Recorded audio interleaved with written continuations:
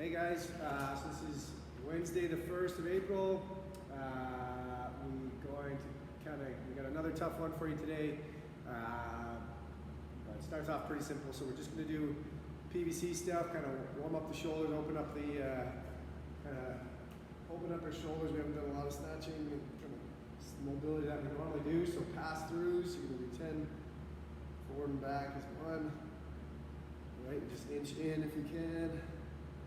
If it's too much to be able to keep your arms straight, go wider, but try not to do that kind of bent arm version. All right, and you do just regular overhead squats. You're going to try to keep that bar over your ankles and squat all the way down. Try not to have that bar sitting out here. All right, so maybe you want to force yourself to kind of go into a doorway. So sit right underneath the doorway, and that'll kind of force you to have that bar from being able to go here. We sometimes do those at the gym in the rack.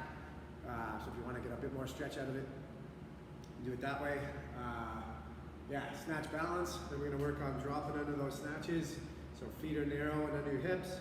You're going to have that wide grip ready to go. You're going to basically jump and land into the bottom of that squat. Stand up. Okay, so I'm really trying to punch really hard. Right, and if I get this right, I should be in that same bar over my ankles. The bar should go straight up this way, and it should end up out there. Right? Pretty simple stuff, and we're not even doing snatches today. I'm just really trying to keep you guys loose for when this crap is all over. Sots press.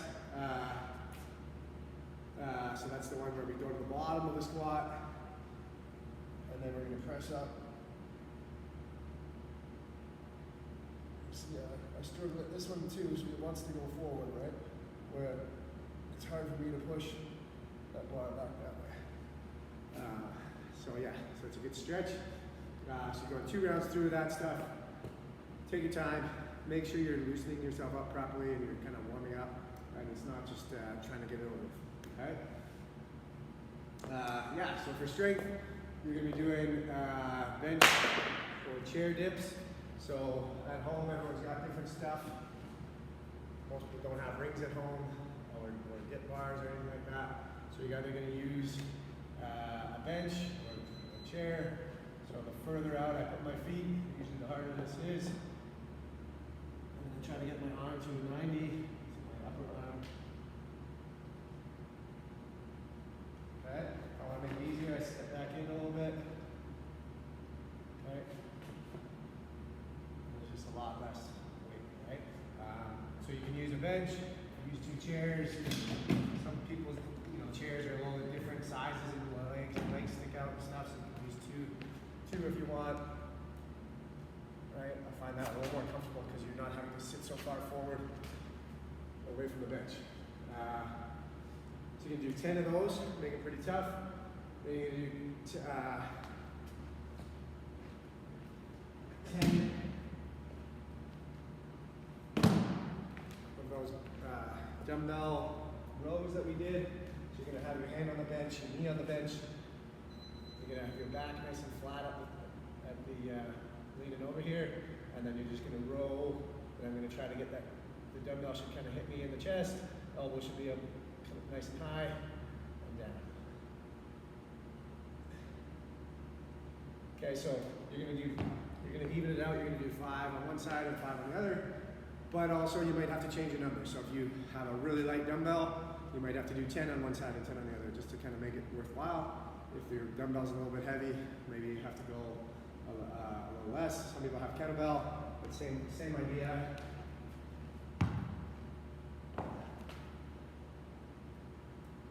It might not hit you in the chest with the kettlebell, but still I want to get that elbow really high.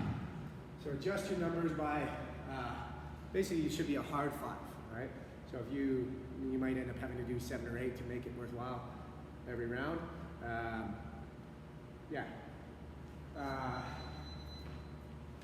no momentum. Try not to be kind of reefing on that thing. It's just trying to train that pull. So Supermans. You're going to just lay down.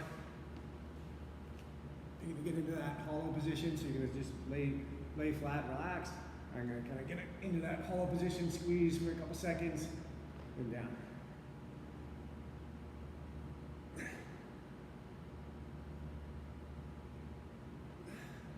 Right, so I don't want to just go and just have it just flop down right away. I want to kind of at least get a second or two.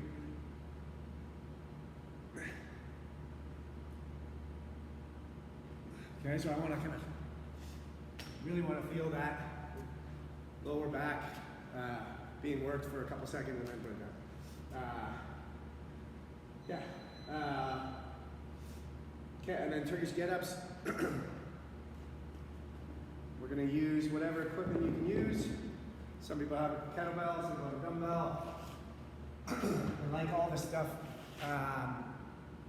Sometimes you have to adjust the number of reps by, if you only have a 20-pound weight and for something that's really light or something that's really heavy, you might have to adjust your reps.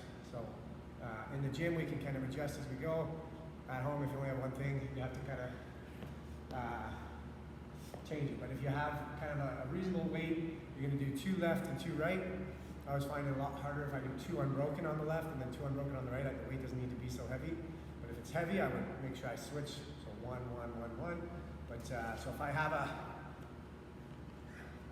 so to start a turkey get up, I'm going to show you with the dumbbell today, but you're going to have the same leg up as the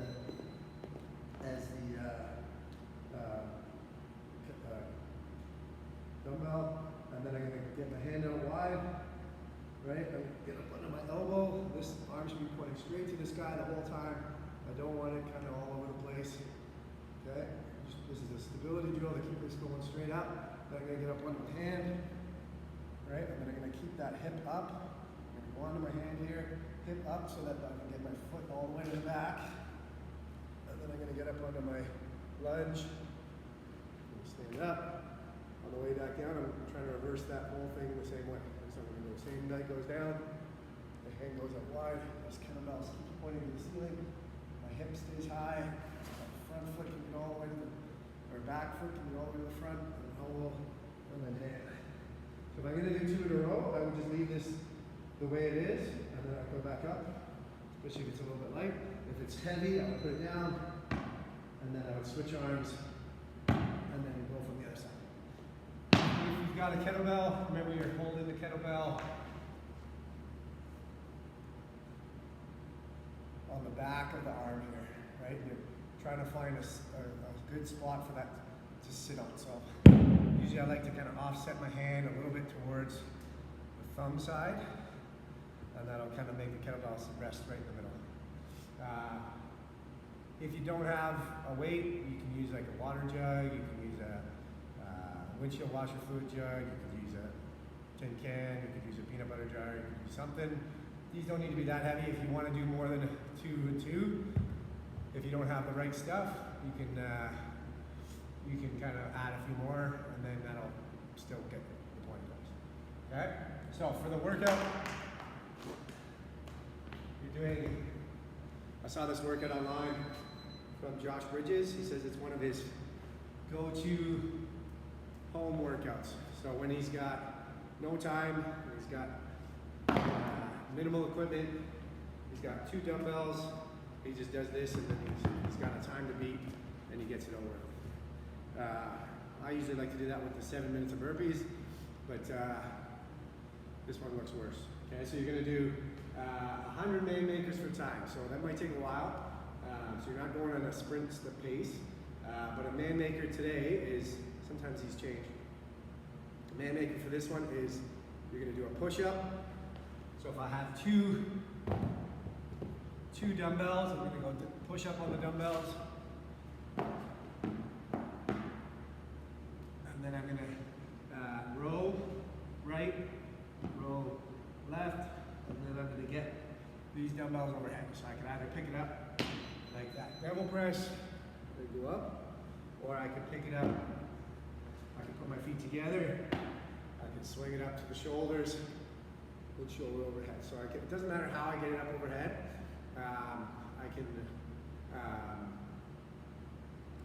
I can even stand up I don't have to keep my hands on it like that devil press. I could even let go of them. I could stand up to it, and then I could bring it up to the shoulders, shoulder overhead, put it down. Okay? So I don't have to keep my hands on them as much as we do when we do those devil press ones. Okay? So if you only have one, you have two options. One, you can do just the one row per side, per rep, I mean. So if I have one dumbbell, which probably I think most people are gonna have, but if you have one, you're gonna do your push-up, your row. If you really wanna kind of force that, you're getting both, you can flip it to the other side and do the other, or you can have just done the one, and then swing it up, and then I'll put it down on the other side, do my push-up. Oh, forgot my row. So down here, I gotta do my row. And then up, right? So the row is gonna be the worst part. There's lots of pulling today. We're trying to make sure we get lots of pulling because we don't have any pull-up bars at home usually. So yeah, so you're just gonna chip away at 100. Might take a while. You might have to write that down. Maybe mark every 10 or somewhere, or something. Yeah, so 20-minute time cap, chip away. Like I said, if you don't want to do pull and then move it over and pull on both sides, it's up to you how you scale that down. That might be a good scaled option to just do one side pull per rep.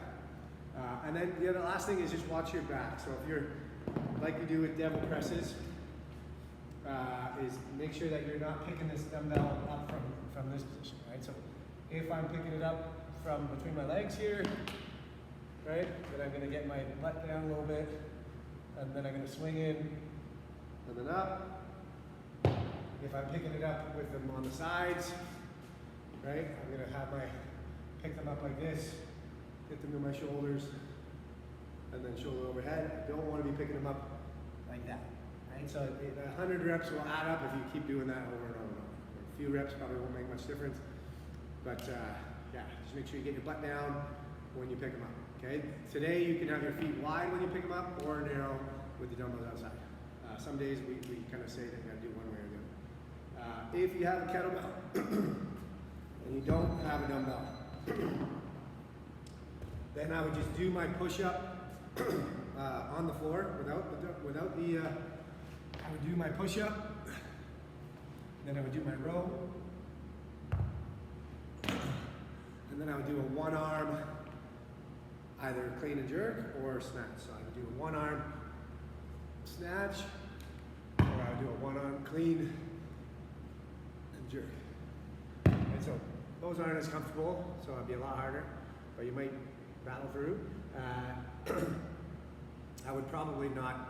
The kettlebell's a lot harder to switch for the row each side. And then the last thing, if you only have a barbell, which I don't think is many people, but if you do only have a barbell and you want to do a kind of a version of this workout, I would do a burpee. I would make sure this barbell is super light, probably like, empty bar.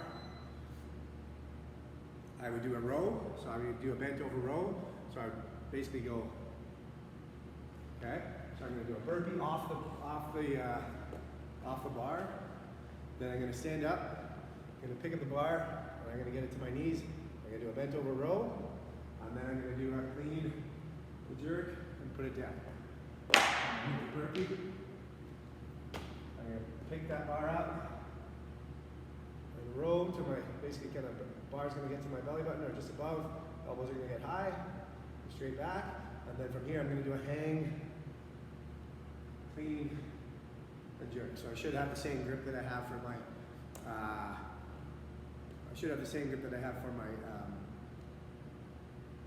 row. Okay? Whew. All right.